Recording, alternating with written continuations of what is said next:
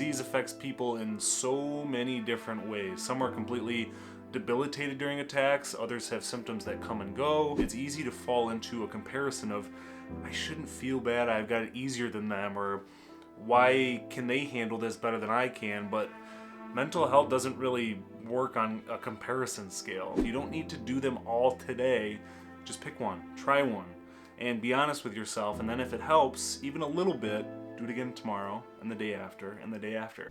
Welcome to Rarely Discussed, an American Porphyria Foundation podcast with your hosts, Andrew McManamon and Nicole Castellano. We have porphyria, a rare disease. Rare diseases differ greatly but share many similarities in how they affect our lives. Being rare can feel lonely and isolating, but we're stronger together. Join us in meaningful interviews with porphyria and rare disease experts and the patients and families impacted as we connect, learn, and heal together. We'll talk diagnosis, treatment, pain, mental health, managing daily life, and everything rare.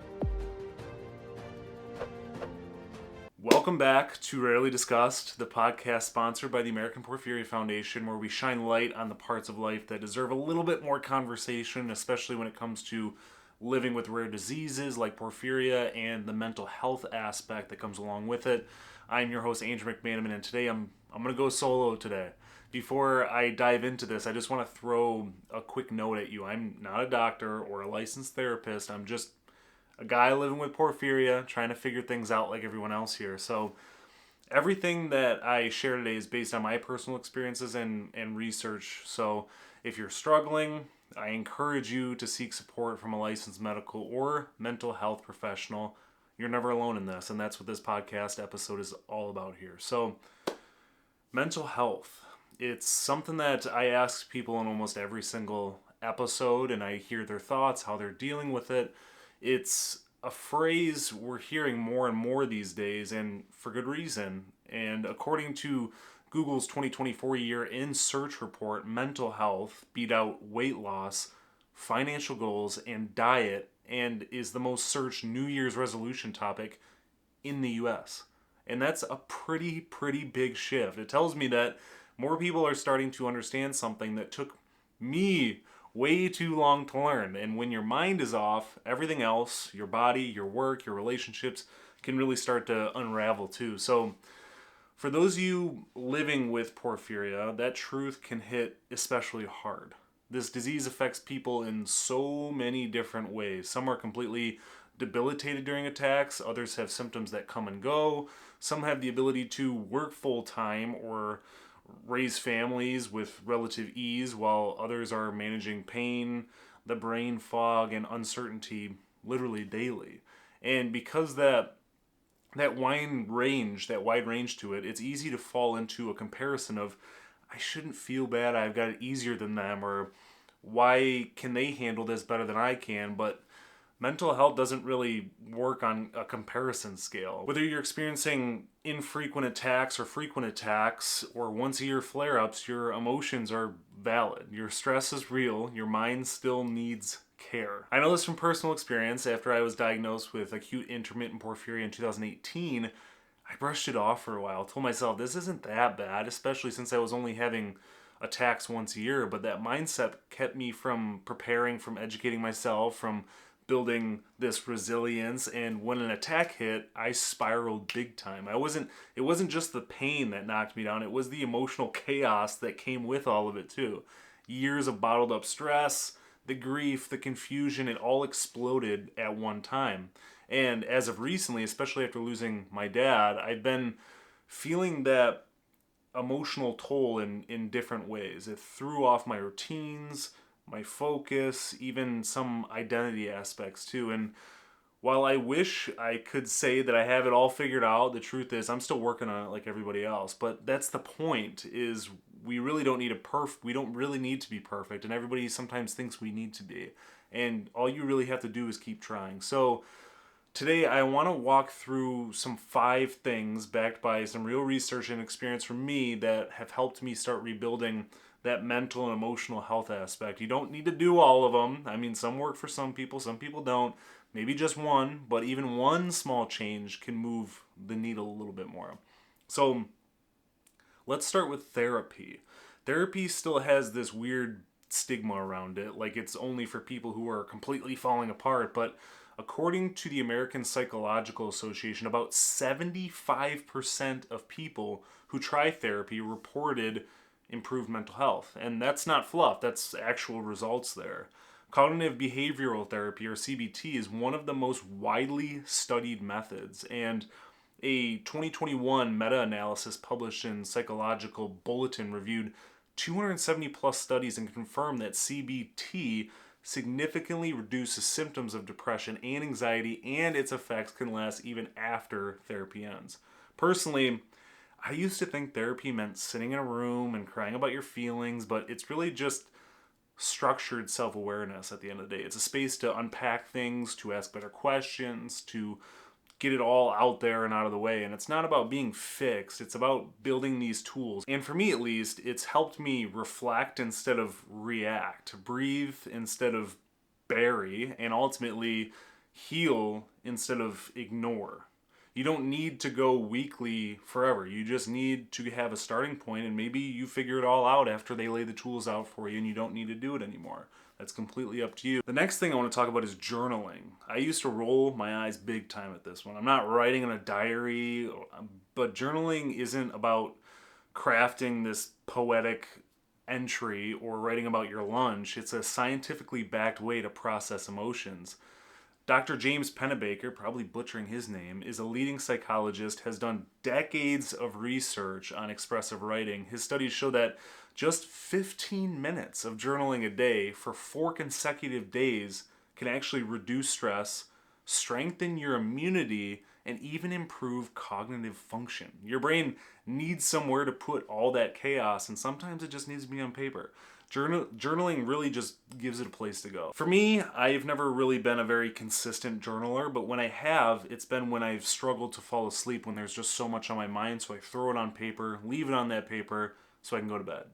Sometimes it's funny, sometimes it's sad, sometimes it's angry, sometimes it's just a list of things I'm worried about. But just getting it all out of my head on paper makes everything feel that much better. The third thing is physical self-care, which, being as someone with porphyria, sometimes it's hard depending on what side of the spectrum you are on with that. This is about more than just going to the gym. It's about fueling your body, prioritizing sleep, moving intentionally, and checking in with what your body actually needs. So let's look at sleep for a second. The CDC says that 1 in 3 adults does not get enough sleep at all, and poor sleep is directly linked to higher rates of anxiety and depression. The lack of sleep also affects your ability to manage stress, which, if you have porphyria, is a huge trigger. Exercise matters too. Research published by Harvard Medical School shows that aerobic exercise, think about walking, swimming, light biking, just really depends on what you can do, can be as effective as antidepressants for treating mild to moderate depression. Movement increases these endorphins and improves blood flow to the brain. You don't need to run a marathon, just stretch, take a walk, move your legs, move your arms, stand up every hour, and breathe deeply. Food is often the first thing to fall apart when we're struggling, and that's me. Drive through city when I'm busy.